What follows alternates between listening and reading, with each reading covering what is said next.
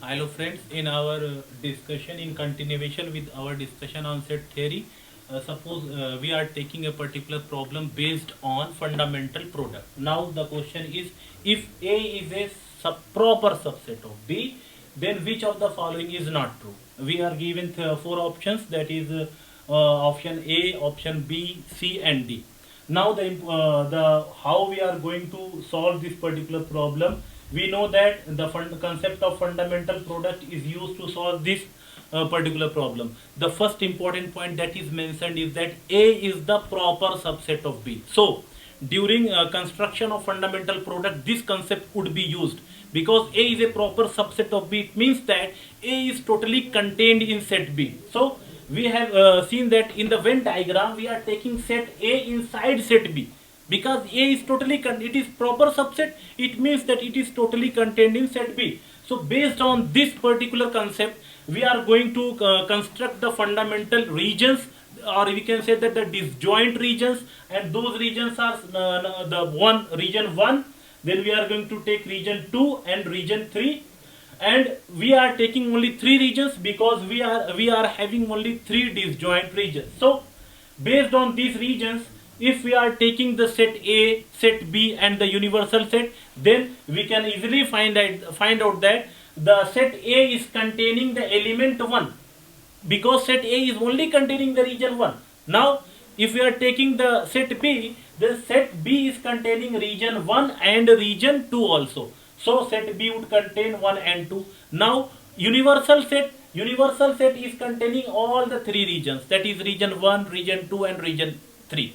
Now once we have evaluated the different individual sets, then we can easily find out any problem based on the identities of set. So our question, based on our problem, we are going to find out the union operation between A and B. Then the union operation between A and B would be equal to the element of the union operation between A and B would be 1 and 2. Now the intersection operation between A and B would contain element 1. Now now we are going to find out the complement of B, that is B complement would be equal to U minus B, because we know that V complement is equal to X, such that X is an element of universal set and X is not an element of B.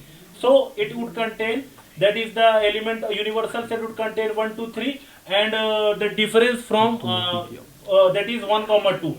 The element, so the B complement would contain the element 3. In the same way, A complement would contain the element 2, 3. In the same way, if we are taking the difference between B and A, then it would be equal to the the set by putting the value of set B, that is 1, 2, and the value of set A, that is 1. If we are going to evaluate, then the element the set difference between B and A would contain the element 2. So based on this particular operation, based on these operations, we can easily find out the different identities. The proof, we can easily prove the different identities. So taking the part first, which is the left hand side of part first, is A union B. So we can easily find out A union B, and it is the element 1 and 2. So the A union B will contain the element 1, 2. Now right hand side of this particular set is having set B only. So we know that set B is containing elements 1, 2. So elements 1, 2 are there. Now we are seeing that left hand side and right hand side both are equal. So on this basis we can say that this particular set is satisfying this particular property. So we can say that it is true. Now the second one. Now in taking the left hand side of the second operation, that is A intersection B, and we have find out A intersection B, that is A intersection B is containing the element 1.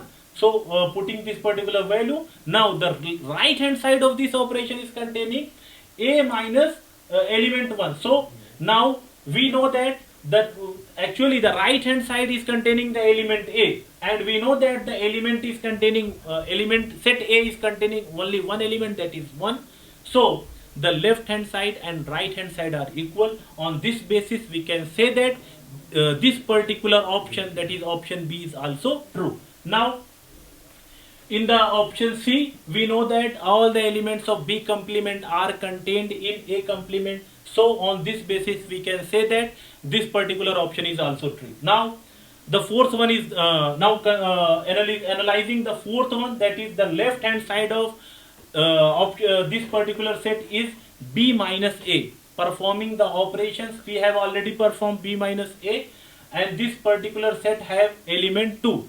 So putting this particular value, we are going to evaluate the right hand side operation. Right hand side is containing the set phi. We know that the left hand side set is containing the set 2 and it is the set phi. These are left hand side is not equal to right hand side, so we can say that it is false. So based on this particular analysis, we can easily find out the correct answer. So in the next in this particular session, we have discussed the all the basic concepts of fundamental product. Thank you so much.